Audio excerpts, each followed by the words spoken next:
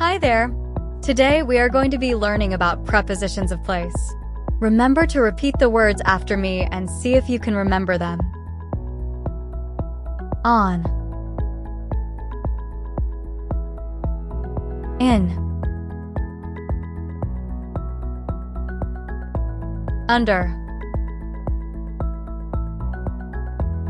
In front of. Behind. Next to. Between. Across. Opposite. Above.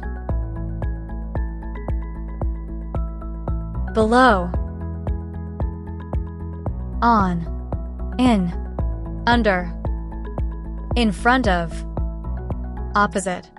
Across. Behind. Next to. Above. Below. Between. Thanks for joining. Remember to subscribe and continue learning here with me on the Explore English Learning channel. I hope to see you soon again.